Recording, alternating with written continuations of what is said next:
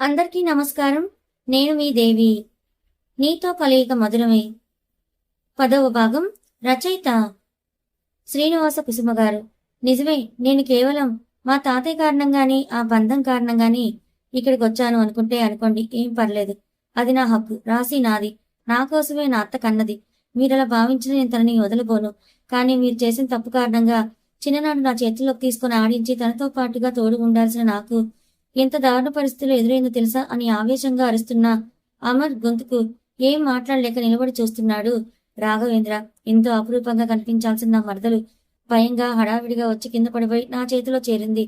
అప్పుడు నా గుండెల్లో మంట ఏంటనేది ఎలా చెప్పాలి మీకు అని పొంగికొస్తున్న కోపాన్ని నంచుకోలేక అక్కడే ఉన్న గోడను బలంగా కొట్టి కష్టంగా తన కోపాన్ని నంచుకుంటుంటే రాశి ఫాస్ట్ గా వెళ్లి అమర్ని కౌగిలించుకుని అతన్ని కామ్ చేసింది. రాశి వంక అపురూపంగా చూస్తూ రక్తం కారుతున్న చేతిని పట్టించుకోకుండా తన మొహాన్ని చేతిలోకి తీసుకుని చిరునవ్వుతో చూస్తూ తను నా మరదలు అని అంటూ అంతలోని రాఘవేంద్ర వైపే కోపంగా చూస్తూ నా మరదలని సంతోషం ఒక క్షణం కూడా ఫీల్ అవ్వలేదు. ఎలా ఎదురుపడిందో తెలుసా అంటూ రాఘవేంద్ర కాలర్ పట్టుకుని ఊపేస్తూ ఓవైపు దెబ్బలు తగిలించుకుని ఆయాసపడుతూ మరోవైపు తన డ్రెస్ చిరిగి వెనుక నలుగురు పిచ్చి వెధవలు పెట్టుపడుతుంటే అప్పుడు తన బాధ ఎంత అని మీకు తెలుసా? ఒక్కడిని కొట్టగానే తనలో దాగి ఉన్న బాధంతా బయట పెట్టి నన్ను పట్టుకుని ఏడ్చింది. ఆ క్షణం ఇన్నాళ్ళు తనను నాకు దూరం చేసినందుకు నిన్ను చంపేయాలనిపించింది. అలా ఆడపిల్లని అలాంటి స్థితిలోకి తీసుకొచ్చినందుకు నిన్నేం చెయ్యాలి? తన మనవరాల్ని తానే బతకనివ్వడంటున్నావు కదా. మా తాతయ్య మీలా చేయలేదు. పిల్లల్ని కలలో పెట్టుకుని చూసుకున్నాడు. మా నాన్నమ్మ రుద్రాణి గారు చనిపోయినా తన పన్ని కూడా పక్కన పెట్టి చూసుకున్నారు. కష్టం వల్ల దరిదాపులు రాకుండా చూసుకున్నారు. నీలా ఇలా వారిని వదిలేయలేదు గాలికి. అయినా మీ వల్లే ఇదంతా. ప్రేమించి చెప్పే ధైర్యం చేయలేక ఇంట్లో ఉన్న మా అత్తని తీసుకొచ్చి తన లైఫ్ ని నరకంగా మార్చావు. నా మరదల్ని ఎవరి దగ్గర ఒక అనామకురాలుగా తనపై తనకే జాలి కలిగేలాగా పెంచావు. ఇన్నాళ్ళు మా మధ్య ఒక మంచి బాండింగ్ బిల్డ్ చేసుకునే అవకాశం లేకుండా చేశావు. ఇన్ని చేసి ఈ రోజు మా తాతయ్యను తప్పుపడుతున్నావా? నీకు తెలుసా, అత్త చనిపోయిందన్న మాటకి ఆయనకి బ్రెయిన్ స్ట్రోక్ వచ్చి ఇన్ని రోజులు కోమాలో ఉన్నారు.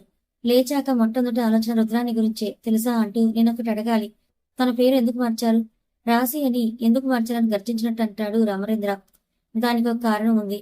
పేరు గురించే కాదు, ముందు నుంచి మొత్తం చెప్తానంటూ నిరాజ్. నీకు తెలుసా, రామూర్తి గారి అబ్బాయి. ముందు నేను గమనించలేదు, కానీ అసలు విషయం మేము ఇండియాకు వచ్చాక తెలిసింది.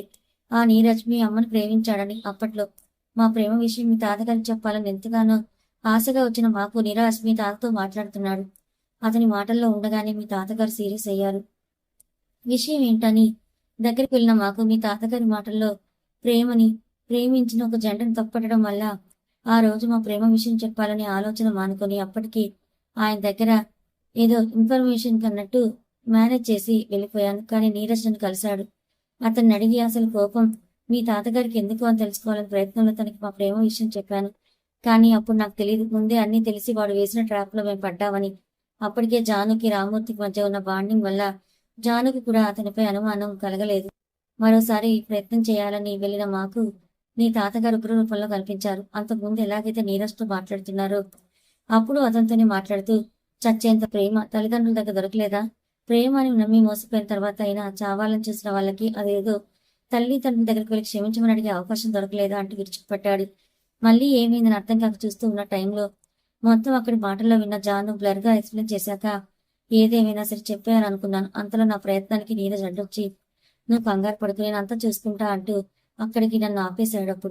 అప్పటి నుంచి జానుకి నన్ను కలిసి మాట్లాడే సందర్భం కూడా దొరకలేదని కన్నా పరిస్థితులు సృష్టించాడు అని చెప్పుకుంటే కరెక్టేమో. కానీ నీరజ్తో జాను పెళ్ళని రామూర్తి గారి మాటల్లో నా చెవిని పడగా ఆశ్చర్యంగా నీరజ్ మొహంలో సంతోషం కనిపించింది. జానుకి తెలియదు నేను నీరజ్కి మా విషయం తెలుసని. అందుకే అతన్ని అడగలేదు. ఎందుకు అనుమానం అనిపించి నీరజ్కి తెలియకుండా విజయేంద్ర గారిని, అదే మీ తాతగారిని కలవడానికి వెళ్ళాను. కానీ ఆ రోజు మీ తాతగారు సంతోషంగా ఉన్నారు. అప్పటికి నీకు 5 సంవత్సరాలు అనుకుంటా. నువ్వే మీ అత్తయ్యని సూసైడ్ చేసుకుంటే అడ్డొచ్చి ఆ పిలిచిన కింద పడేశావు. అప్పుడే వచ్చింది నాకు అక్కడ సంఘటన పిచ్చెక్కించింది. ఇక ఏమాత్రం ఆలస్యం చేయకుండా తనని లాక్కొచ్చి గుడిలో తాళి కట్టాను. అప్పటికే విషయం విజయేంద్ర గారికి నేనే ఇన్ఫార్మ్ చేశాను. ఏం జరిగినా అస్సలు పారిపోవద్దనుకున్నాను. కానీ అప్పటికే కొంతమంది దుండగులు మాపై దాడి చేశారు. అప్పటికే జాను మీ తాతగారిని వెనకేసుకొచ్చింది. కానీ అక్కడ మాటలు నాకు మీ తాతగారిపై అనుమానాన్ని బలపరిచాయి. రౌడీల నోటి నుంచి మీ తాతగారి పేరు విన్నాకనే నిర్ధారించుకుని వచ్చేశాను. ఇండియా వచ్చాక మా ఫ్రెండ్ సర్కిల్తో ఒక చోట కాపురం పెట్టాను. ముందు అయితే దూరం ఉండాలనుకున్నా, కానీ జాను ఒప్పుకోలేదు. కారణం నువ్వే అమర్. ఇప్పటికైనా మళ్ళీ అందరూ కలుస్తారు. నా అల్లుడికి పెళ్ళాన్ని ఇవ్వాలని. సరిగ్గా తను ప్రెగ్నెంట్ అయ్యాక నెలల నుండి ఉన్నా పట్టించుకోకుండా మీరు ఊరిలో ఉత్సవాలు జరుపుతున్నారని తెలిసి అక్కడికి వచ్చింది నాకు చెప్పకుండా. అక్కడ నీరజ్ అటాక్ చేశాడు. నీకు 6 ఉన్నాయేమో. ఆ టైంలో మీ అత్తని నువ్వు గుర్తుపట్టలేదు. మొహాన్ని కొంగుతో కప్పుకుంది. నీ చేతికి అప్పుడే గాయమైంది. నీ అత్త కడుపును తగలాల్సిన కత్తికి నువ్వే అడ్డొచ్చి నీ చేతికి తగిలించుకున్నావు. బహుశా అప్పటి నుంచే నా కూతుర్ని కాపాడుకున్న బాధ్యత తీసుకున్నావేమో అంటూ కళ్ళల్లో నీళ్లతో కాస్త చిరునవ్వు కలగలిపి అంతకన్నా విచిత్రంగా అక్కడే డెలివరీ అయింది. దాదాపు అదే సమయంలో నేను వచ్చినా అప్పుడు మీ నాన్నని చూసి దూరంగా ఉన్నాను. కానీ నువ్వు మాత్రం ఆ పాపం చూడకుండా అక్కడి నుంచి కదలలేదు. ఇంకో విషయం ఏంటంటే అసలు ప్రాణం ఉందో లేదో అని కంగారులో ఉన్న అక్కడ వాళ్ళందరినీ తోసుకుంటూ మరీ వచ్చి నా కూతురు బుగ్గగిల్లావు. అప్పుడు ఏడ్చింది నీ మరదలు అంటూ రాసి తలపై చేతులు వేసి అప్పుడే కాపాడుకున్న మీ బావ ఎప్పటికీ నీతో ఉంటాడంటూ చెప్పి అమర్వంక చూస్తూ ఆ తర్వాత 5 ఏళ్ల వరకు ఇంటి గడప దాటని మీ అత్త సడన్ గా నాకు కాల్ చేసి హడావిడిగా మాట్లాడుతూ నాకు ఏదో అయినట్టు 100 ప్రశ్నలు అడిగింది. అంతలో నీరజ్ గొంతు కూడా నాకు స్పష్టంగా వినిపించింది. మరో 5 నిమిషాల్లో ఎలా చేసిందో కానీ మళ్ళీ కాల్ చేసి రాసిని అది రుద్రాన్ని తీసుకెళ్ళమని చెప్పింది. తన మాట కాదని అదే ఊర్లో ఉంటే తనని చంపుకు తిన్నట్టే అని తన పేరు కూడా మార్చు అని మాట తీసుకుని తన కోసం వెతకొద్దు, వెంటనే నీ కుటుంబంలోకి తీసుకొని వెళ్ళు అంటూ కాల్ కట్ చేసింది అంటూ బాధగా కూలబడిపోయి అటు తర్వాత నేను ఒంటరిగా ఉద్యోగం అని పేరు పెట్టుకుని వెతుకుతూనే ఉన్నాను. ఇన్నాళ్ళకి నా కష్టానికి ఫలితం దొరికింది. కానీ అసలు జానికి ఏమైందనేది అర్థం అవ్వట్లేదు అని బాధగా అన్నాడు. అప్పటి వరకు అక్కడికి ఎందుకు వచ్చిందనేది తెలియని రాశి తండ్రి వైపు అయోమయంగా చూస్తూ అంటే ఏమంటున్నాను నాన్న అమ్మా అని అంటూ ఇంకా నోరు ప్రగలలేక అలాగే కలనీలతో చూస్తూ ఉంది రాశి. రాఘవ రాశిని దగ్గర తీసుకునే లోపే అమర్ ముందుకొచ్చి తనను కామ్ చేస్తూ అవును బంగారం అత్త బ్రతికే ఉంది, లోపల ట్రీట్మెంట్ జరుగుతుంది, తనకి ఏం కాదు, ఖచ్చితంగా క్యూర్ అవుతుందంటూ తన మొబైల్ మోగుతుంటే తన చేతిలోకి తీసుకుని ఒక్క నిమిషం అంటూ రాశిని చైర్లో కూర్చోబెట్టి కాస్త దూరం వెళ్లి 10 నిమిషాలు మాట్లాడి వెనక్కి వచ్చిన అమర్కి తండ్రిని చుట్టేసి ఉన్న రాశి కనిపించింది.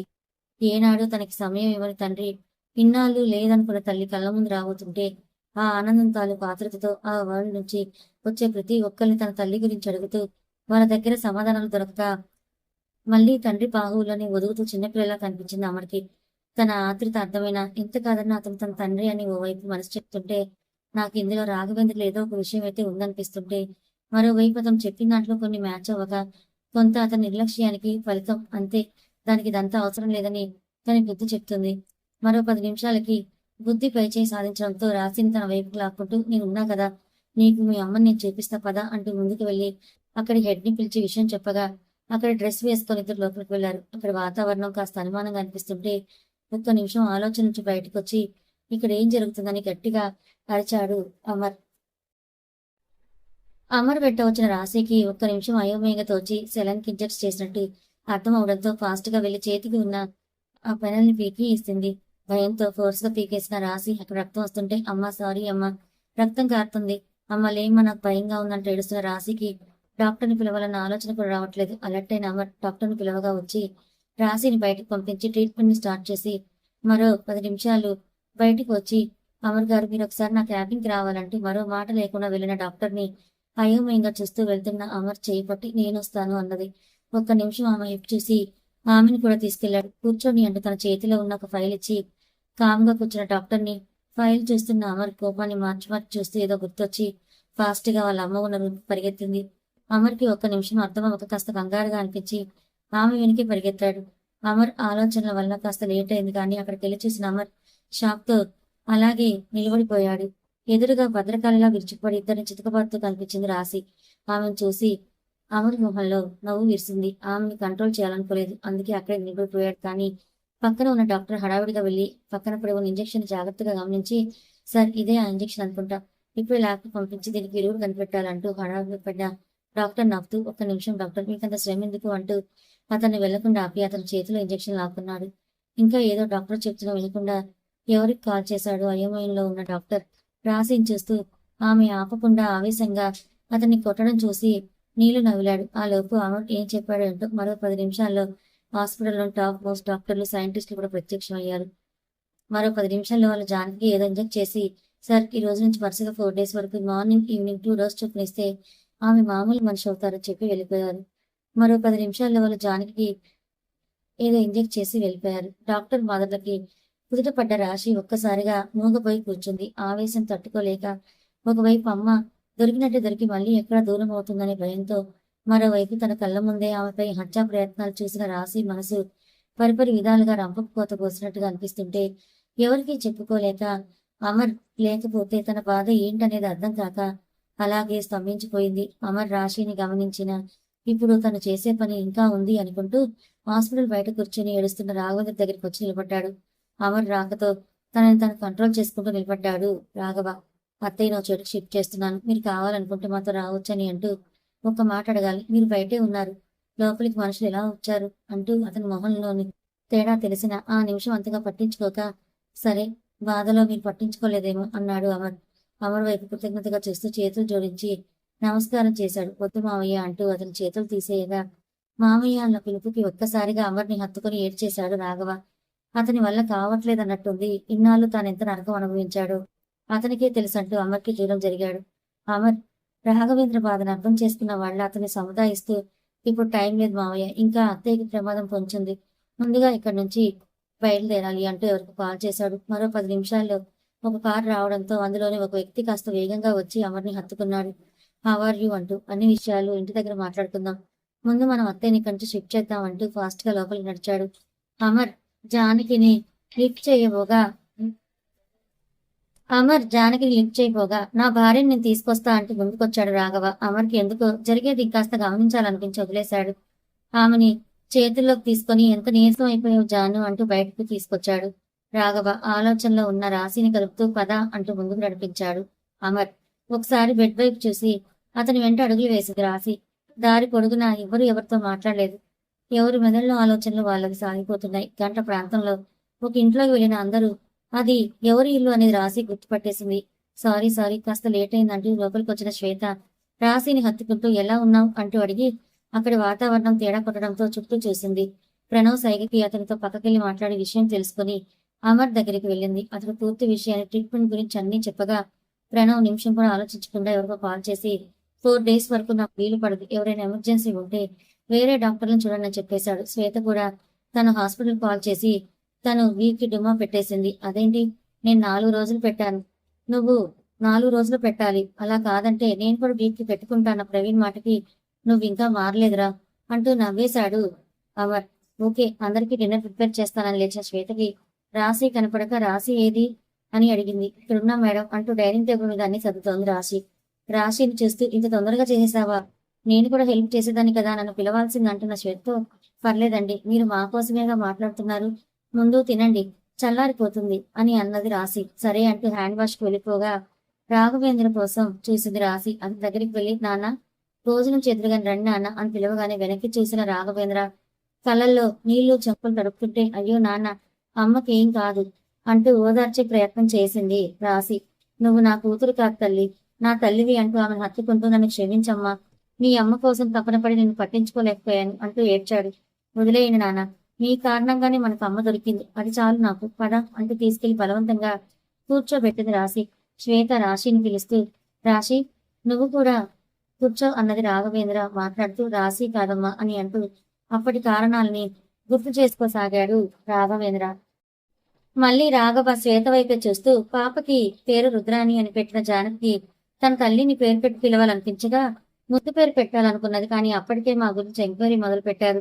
మాకు అనుమానం రాగానే అక్కడి నుంచి వేరే దగ్గరికి షిఫ్ట్ అయ్యాం, కానీ మా తలరాత బాగోలేక అంటూ ఆగిపోగా అవన్నీ తర్వాత చూసుకుందాం అంకుల్, ముందు తినండి అంటూ టాపిక్ మార్చింది.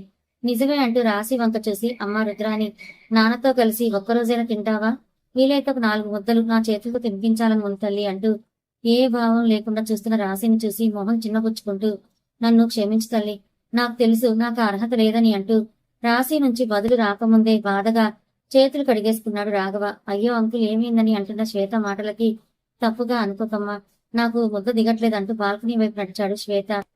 ప్రణవ్ అమర్ రాశి వంక చూడగా రాశి ఇచ్చిన నవ్వుతో నేను చూసుకుంటా ముందు మీరు తినండి అనడంతో ప్రణవ్ శ్వేత ఇద్దరు ఆమె స్మైల్ చూసి చిన్నగా నవ్వి తను చూసుకుంటుంది అనుకుని తినడం మొదలు పెట్టారు.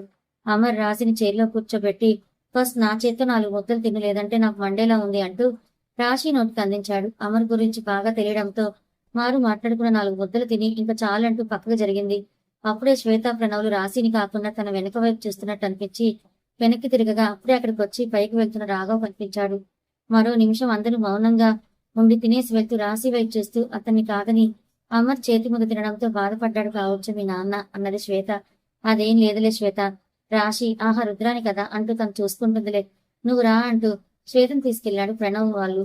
రూమ్ లోకి వెళ్ళగానే అమర్ వచ్చి త్వరగా రా బంగారం, నేను వెయిట్ చేస్తుంటాను చెప్పి అమర్ అతని గదిలోకి వెళ్ళాడు. అమర్ వెళ్ళగానే ఒక ప్లేట్ లోకి ఫుడ్ పెట్టుకుని జానకి రూమ్ వైపు నడిచింది. ఆ రూమ్ లోకి వెళ్లి చూడగానే జానకి చేతులు పట్టుకుని శూన్యంలోకి చూస్తున్న రాఘవ కనిపించాడు. అతన్ని చూస్తూ అతని దగ్గరలో కూర్చొని అన్నం కలిపి రాఘవ నోటి దగ్గర పెట్టి నాన్న అని పిలిచింది రాశి. ఏదో లోకంలో ఉన్న రాఘవ రాశి పిలిపికి లోకంలోకి వచ్చి తన నోటి దగ్గర ఉన్న ముద్దని చూస్తూ ఉండిపోయాడు. తిను నాన్న, నువ్వు తింటే నాకు తినిపించే ఓపికొస్తుందని అంటూ చిన్నగా నవ్వింది.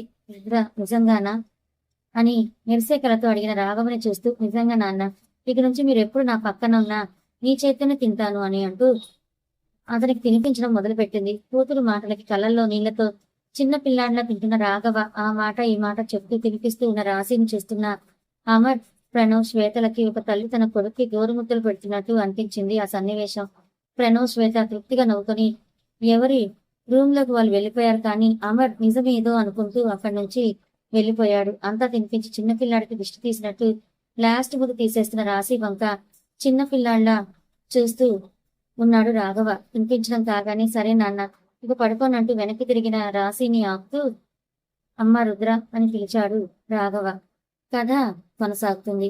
మరి అమర్ అనుమాన పడుతున్నట్టు రాశి తండ్రి కూడా ఏమైనా జానకి గారి విషయంలో తప్పు చేశాడా? అసలు జానకి గారు అలా అవడానికి కారణం ఎవరు? నీరాజా లేకపోతే రాఘవేంద్రనా? మరి అసలు దోషి ఎవరు అమర్ కనుక్కుంటాడా లేదా? దీనివల్ల అమర్ రాశుల జీవితంపై ఎలాంటి ప్రభావం చూపిస్తుంది తెలుసుకోవాలనుకుంటే ఛానల్ ని ఫాలో అవ్వండి. కథ నచ్చితే లైక్ చేయండి. థాంక్యూ.